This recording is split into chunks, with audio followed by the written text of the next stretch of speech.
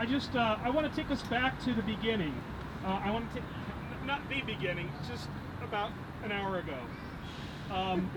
When Adriana invoked the significance of the time we're in, a special time in our nation's history, but a painful time it's been painful since the founding, quite honestly. She quoted Frederick Douglass, and a very famous speech, a very important and necessary speech he gave in Rochester, New York in 1852, what to the slave is the 4th of July? What to us is the 4th of July today? You know, that document that we celebrate on the 4th, the Declaration of Independence, in its preamble, we already heard this too. We hold these truths to be self-evident. I can only say that as a priest and as a member of this tribunal, as one of these truth commissioners, I felt my task was to listen to you, to listen to the poetry, the song, the story. These brave Baltimoreans, these courageous Baltimoreans today, have spoken the truth about an unjust system of housing. They are not alone. As a pastor of 3 Catholic parishes, every day I hear these same stories told time and again, stories full of pain and suffering that comes about from an immoral and scandalous system of housing, a system that continues to create wealth for landlords, while at the same time, the very unaffordability of that housing creates serial eviction and homelessness. That sounds like a crime to me. And let us be clear, these truths are self-evident. The facts are known by us all. Yet with our collective knowledge of these facts, and I'm talking about the mayor and the governor and all of us, the truth is that the journey home to permanently affordable housing for all people is in fact a journey to nowhere right now. It has been a journey to nowhere because our city fails to end homelessness by ensuring permanently affordable housing. And let us be clear about what the facts tell us. These facts point to the violence in this system.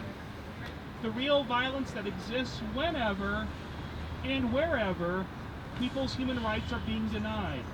And we've named this violence so many ways today. Let us be clear, eviction from housing is in fact a form of violence. Landlord neglect in maintaining a safe and dignified house or apartment is in fact a form of violence. Knowingly charging unaffordable rents is in fact a form of violence. A rent court where tenants lack access to legal counsel to support their claims is in fact a form of violence.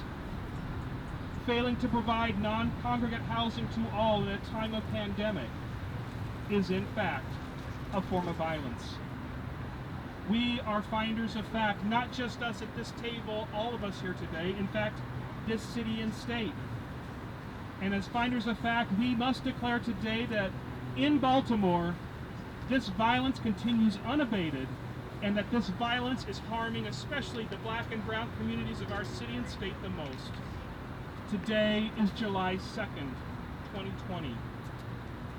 In his speech, What to the Slave is the 4th of July, Frederick Douglass spoke of the power of July the 2nd, let alone July the 4th, when he said, on the 2nd day of July, 1776, the old Continental Congress, to the dismay of the lovers of ease and the worshippers of property, clothed that dreadful idea with all the authority of national sanction. They did so in the form of a resolution. And as we seldom hit upon resolutions, drawn up in our day, whose transparency is at all equal to this, it may refresh your minds and help my story if I read it. Resolved, that these united colonies are and of right ought to be free and independent.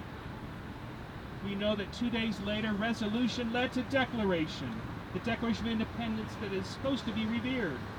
Resolution and declaration led to revolution. What about today? We have already tried resolution. In fact, a staggering number of resolutions calling on our mayor to address homelessness, rent relief, and housing for returning citizens passed this city council on April 13th and April 27th. Yet here we are, so much for resolve. Over the last 4 months, people have suffered and died from the effects of this pandemic. Workers have been fired or furloughed. Landlords are itching to claim back rents.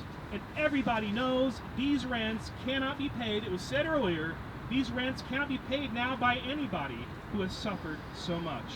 Friends, the city's new rental assistance program, which opened up yesterday, shows the very lack of this resolve. If you can provide all the documentation and all the certification, in fact, if you can even get online and apply within the next 11 days, well, friends, count yourself lucky. You can wait and see if your application will be successful. We already know that not enough money, it's been said many times already this afternoon, but let's just put a period on this sentence. We already know that not enough money was ever budgeted for this program or for the other programs needed to cover everyone who qualifies for housing assistance. Qualifies under very stringent standards and forgets or ignores everyone who needs assistance. Yes, July 25th will be a tragic day. Rent court opens back up again. The cycle continues. So here we are to declare demands once again. We've been declaring them for over 4 months now. To our mayor, to our governor, empty the shelters now. Cancel the rent now. Empty the jails and provide opportunities for returning citizens to be housed now. Extend the moratorium on evictions now. Give tenants the right to cancel now. In fact, maybe just forgive this debt. Let's call a jubilee now. Now is the time to act, because we know we are not going back.